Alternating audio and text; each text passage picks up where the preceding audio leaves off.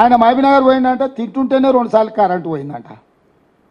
నువ్వేమన్నా బకాసూరు, నువ్వు అరేనాయన రోజంతా తిననీకే? ఎంతసేపు తింటావా? 10 నిమిషాలు 15 నిమిషాలు తింటాం తిండి తింటే. సేమ్ ఇట్లనే హౌల మాటలు మాట్లాడింది. సూర్యాపేటలో పోయి పార్టీ ఆఫీస్లో ప్రెస్ మీట్ పెట్టినప్పుడు కరెంటు పోయిందని.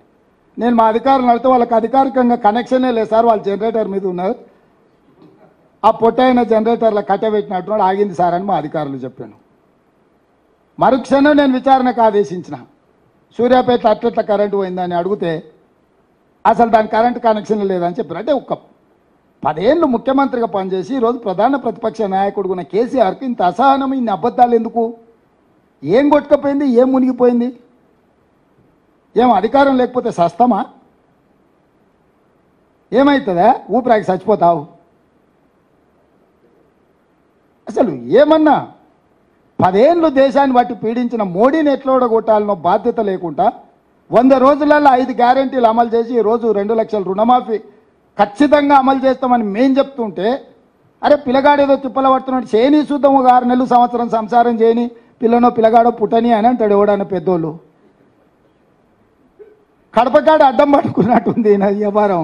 ఏంది జరగొద్దు, ఏంది ఉండొద్దు, ఏం పోయే కాలము, ఏంది దుర్మార్గము? అందుకే తెలంగాణ సమాజానికి విజ్ఞప్తి చేస్తున్నా, ఎస్సీ ఎస్టీ బీసీ ఓబీసీ రిజర్వేషన్లు ఉండాలి అని మీరు అనుకుంటే కాంగ్రెస్ గెలవాలి.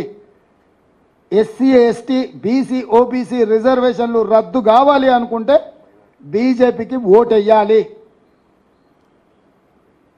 మైనారిటీలను నెత్తి మీద పెట్టుకొని ఊరేగుతాన కేసీఆర్ ఇలా బహిరంగంగానే అమిత్ షా ప్రత్యక్షంగా చెప్పిండు రద్దు చేస్తా అని.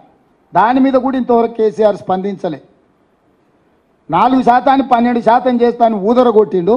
ఉన్నాయి రద్దు చేస్తా అని వాళ్ళు డంకా బజాయించి తెలంగాణకు వచ్చి చెప్పారు. ఆడిడే చెప్పలే, ఈడికే వచ్చి చెప్పారు. దాని మీద కూడా కేసీఆర్ పల్లెత్తు మాట మాట్లాడతలేడు. దీన్ని బట్టి ఈ వర్గాలన్నీ కూడా ఆలోచన చెయ్యాలి. మేం కార్పొరేట్ కంపెనీలకు వ్యతిరేకము. అదానీ అంబానీలు ఈ దేశాన్ని దోచుకోవడం, ఈ దేశం యొక్క ప్రభుత్వాల మీద ప్రభావితం చేసి 60 లక్షల కోట్ల రూపాయల ఆస్తులు మేము జమ చేస్తే నరేంద్ర మోడీ అమిత్ షా వాటిని 6 లక్షల కోట్లకు తెగ నమ్ముకున్నారు.